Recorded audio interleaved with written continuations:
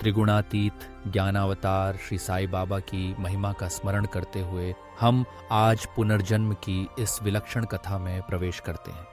श्री साईं के मुख की आभा देखना ही पूर्व जन्मों के समस्त बंधनों को तोड़ने जैसा है। उनकी कृपा दृष्टि से ही जीव के कर्म बंधन छिन्न भिन्न हो जाते हैं और हृदय में आनंद का स्रोत फूट पड़ता है। संतों की महिमा ऐसी है कि स्वयं गंगा भी उनकी चरण रज से पावन होने को आतुर रहती है। ऐसे संत चूड़ामणि साईं बाबा की इस कथा को सुनना हृदय को पवित्र करने वाला है। एक दिन प्रातःकाल श्री साईं बाबा भोजन के बाद भ्रमण के लिए निकले।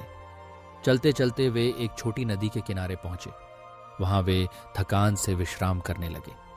थोड़ी देर बाद उन्होंने हाथ पैर धोए, स्नान किया और मन में प्रसन्नता का अनुभव करने लगे। उस स्थान के दोनों ओर घने वृक्ष थे। मलय पवन मंद मंद बह रहा था। बाबा चिलम भर ही रहे थे कि तभी एक मेंढक के टर्राने की तीव्र आवाज सुनाई दी। उसी समय एक यात्री वहां आया, बाबा को प्रणाम कर उनके साथ बैठ गया और उन्हें अपने घर भोजन के लिए आमंत्रित किया।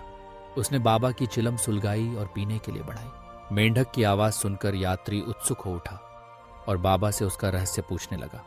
बाबा ने कहा, एक मेंढक कष्ट में है, अपने पूर्व जन्म के कर्मों का फल भोग रहा है। पूर्व जन्म के कर्मों का फल इस जन्म में भोगना पड़ता है, अतः अब उसका चिल्लाना व्यर्थ है।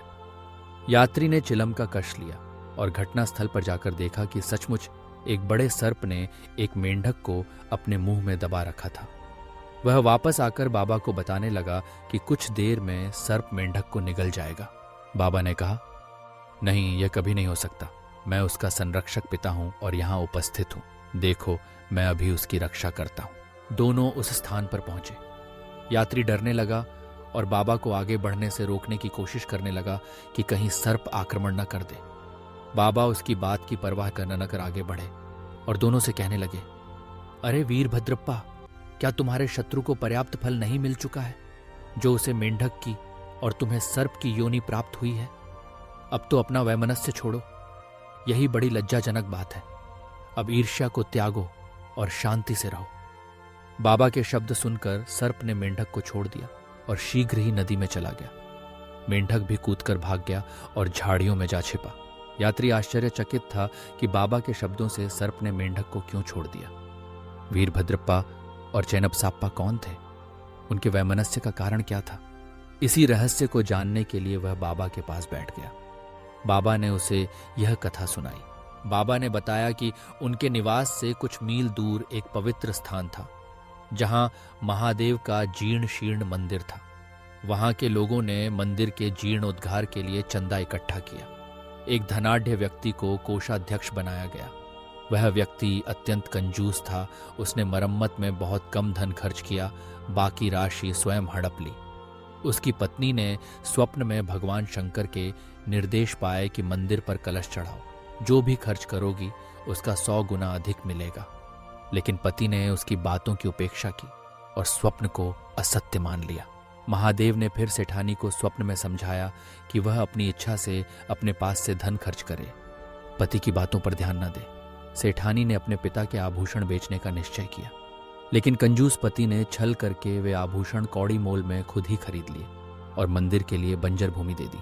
वह भूमि वास्तव में उसकी नहीं थी, बल्कि एक निर्धन स्त्री दुबकी की थी, जो उसके पास गिरवी रखी थी। इस प्रकार उस कंजूस ने भगवान, पत्नी और दुबकी तीनों को धोखा दिया। भूमि पुजारी को दे दी गई। कुछ समय बाद भीषण तूफान और वर्षा में सेठ और उसकी पत्नी की मृत्यु हो गई। दुबकी ने भी देह त्याग दी। पुनर्जन्म में सेठ वीरभद्रप्पा नामक ब्राह्मण कुल में जन्मा। उसकी पत्नी पुजारी के घर गौरी के रूप में जन्मी और दुबकी चैनबसाप्पा नामक पुरुष बनी। गौरी बाबा की भक्त थी और बाबा के वचनानुसार उसका विवाह वीरभद्रप्पा से हुआ। शादी के बाद भी वीरभद्रप्पा की धन तृष्णा नहीं गई। अचानक भूमि के मूल्य में वृद्धि हुई और वह लाखों में बिक गई। धन के हिस्से को लेकर वीरभद्रप्पा, गौरी और चैनबसाप्पा में विवाद हुआ। बाबा ने निर्णय दिया कि भूमि गौरी की है, उसका पति उस पर अधिकार नहीं जता सकता। गौरी ने बाबा की शरण ली। बाबा ने उसे आश्वासन दिया कि वे 7 समुद्र पार कर उसकी रक्षा करेंगे। महादेव ने गौरी को स्वप्न में निर्देश दिया कि भूमि का धन मंदिर के कार्य में लगे, बाकी बाबा से सलाह लेकर खर्च करे। बाबा ने सलाह दी कि गौरी मूलधन स्वयं रखे, ब्याज का आधा चेनब साप्पा को दे और वीरभद्रप्पा का उसमें कोई हक नहीं। विवाद बढ़ा। वीरभद्रप्पा ने चेनब साप्पा को मारने की धमकी दी। चेनब साप्पा ने बाबा से रक्षा की प्रार्थना की। बाबा ने अपने वचन के अनुसार उसकी रक्षा की। कुछ समय बाद दोनों की मृत्यु हो गई। वीरभद्रप्पा सर्प बना और चेनब साप्पा मेंढक। बाबा ने अपने वचन की स्मृति में चेनब साप्पा की रक्षा की। इस कथा से यही शिक्षा मिलती है कि मनुष्य जैसा बीज बोता है वैसा ही फल उसे भोगना पड़ता है। पूर्व के ऋण और लेन देन का हिसाब जब तक पूरा नहीं होता तब तक छुटकारा नहीं मिलता। धन तृष्णा मनुष्य को पतन और विनाश की ओर ले जाती है।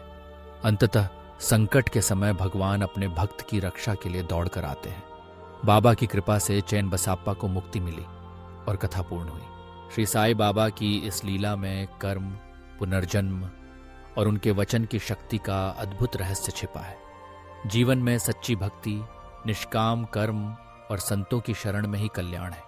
श्री सद्गुरु साईनाथार्पणमस्तु। शुभम भवतु।